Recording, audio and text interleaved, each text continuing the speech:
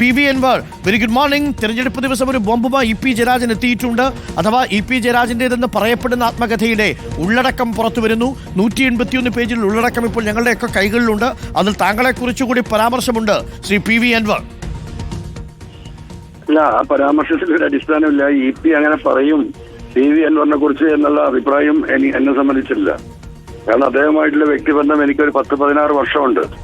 ഈ CPM വരുന്നതിന്റെ, അതായത് ഞാൻ സ്ഥാനാർത്ഥിയാകുന്നതിന് മുമ്പ് തന്നെ ഈ വിഷയങ്ങളുള്ളതാണ്. കാരണം DIC തൊട്ട് DIC തിരിച്ച് കോൺഗ്രസിലേക്ക് പോയ അന്ന് തൊട്ട് ഇടതുപക്ഷ സഹയാത്രികനായിട്ട് നിന്നിട്ടുള്ള വ്യക്തിയാണ് ഞാൻ. അന്ന് മുതലുള്ള വ്യക്തിബന്ധമാണ്. പിന്നെ ഇ പി തന്നെ അത് നിഷേധിച്ചിരിക്കുകയാണ്. എങ്ങനെ DC ബുക്സ് ഇത് പ്രസിദ്ധീകരിച്ചു എന്നുള്ളതാണ് ഒരു ക്വസ്റ്റ്യൻ.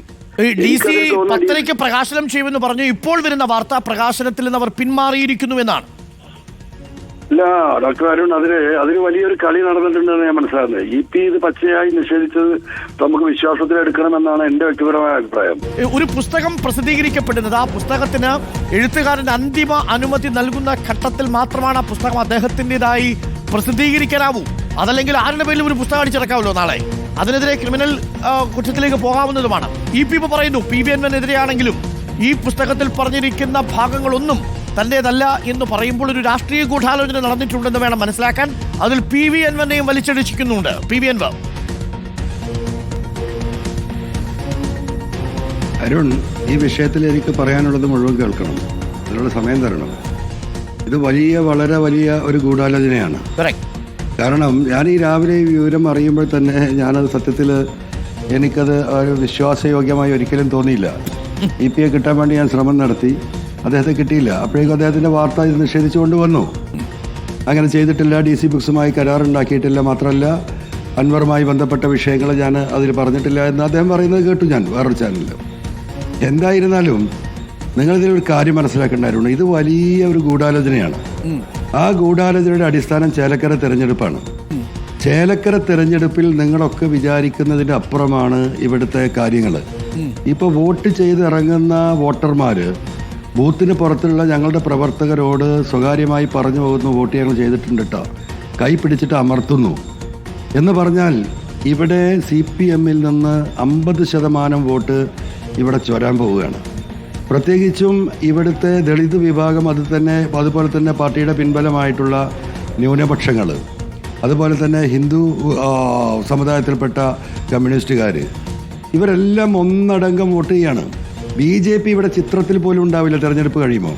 കാരണം BJPയുടെ പ്രവർത്തകർ പോലും, അനുഭാവികൾ പോലും ഞങ്ങളുടെ പ്രവർത്തകരോട് പറയുകയാണ്, ഇപ്രാവശ്യത്തെ വോട്ട് പിണറായി സത്തിനെതിരാണ്, ആ വോട്ട് NK സുധീറിനെതിരാണ്. ഈ ഒരു ചിത്രം നിൽക്കുകയാണ്. കമ്മ്യൂണിസ്റ്റ് പാർട്ടിക്ക് അത് മനസ്സിലായിട്ടുണ്ട്. അപ്പോൾ പിന്നെ ആകെയുള്ള വഴി എന്താ? പി വി അൻവറിനെ വർഗീയവാദിയാക്കണം. അത് ആരാ പറയുന്നത്? പി വി അൻവറുമായി അടുത്ത ബന്ധമുള്ള ശ്രീ ഇ പി ജയരാജൻ സഖാവ്. അപ്പോൾ ഇ പി ജയരാജനെ ചിത്രത്തിലേക്ക് കൊണ്ടുവന്ന് അദ്ദേഹത്തിന് ഇങ്ങനെ ഒരു പുസ്തകം എഴുതുന്നു എന്ന വാർത്ത സൃഷ്ടിച്ച് DC ബുക്സിനെ തെറ്റിദ്ധരിപ്പിച്ചിട്ടുണ്ടാകുമെന്ന് ഞാൻ മനസ്സിലാക്കുന്നത്. കാരണം DC ബുക്സുമായി ബന്ധപ്പെട്ട് ഞാനിപ്പോൾ കഴിഞ്ഞ അരമണിക്കൂറായി നടത്തിയ അന്വേഷണത്തിൽ എനിക്ക് മനസ്സിലായത്, ഈ വിഷയങ്ങളെ ഏൽപ്പിച്ചൊരു വ്യക്തിയുണ്ട് ഈ കാര്യങ്ങൾ കൈകാര്യം ചെയ്യാൻ. ആ വ്യക്തിയെ P ശശിയും മുഖ്യമന്ത്രിയുടെ ഓഫീസും ഇന്നലെ വൈകുന്നേരത്തോടു കൂടി പർച്ചേസ് ചെയ്യുകയാണ്. പർച്ചേസ് ചെയ്തിട്ട് അദ്ദേഹത്തിനാണ് ഇത് ഓതറൈസ് ചെയ്തിട്ടുള്ളത്. ആ അദ്ദേഹത്തിൽ നിന്ന് അദ്ദേഹമാണ് പിന്നെ DC ബുക്സിനെ കമ്മ്യൂണിക്കേറ്റ് ചെയ്യുന്നത്. ആ DC ബുക്സിന് ഇന്നത്തെ തെരഞ്ഞെടുപ്പിന് ആവശ്യമായ പി വി അൻവർ ഇവിടെ ഈ പറയുന്ന രീതിയിൽ ഒരു വർഗീയവാദിയുടെ പിന്തുണയോടുകൂടി, അദ്ദേഹം ഒരു വർഗീയവാദികളാണ് അദ്ദേഹത്തെ പിന്തുണയ്ക്കുന്നത് എന്ന മെസ്സേജ് ഇവിടുത്തെ ഈ മണ്ഡലത്തിലെ നോൺ മുസ്ലിം വോട്ടേഴ്സിന് കമ്മ്യൂണിക്കേറ്റ് ചെയ്ത് ഈ തെരഞ്ഞെടുപ്പിൽ അവരുടെ തകർച്ചയെ തടയിടാൻ സാധിക്കുമോ എന്ന് മുഖ്യമന്ത്രിയുടെ ഓഫീസും ഒരു പക്ഷേ റിയാസും ഉണ്ടാവും. അതിൽ P ശശി ഒറ്റക്കതിൽ ചെയ്യുമെന്ന് എനിക്കറിയില്ല.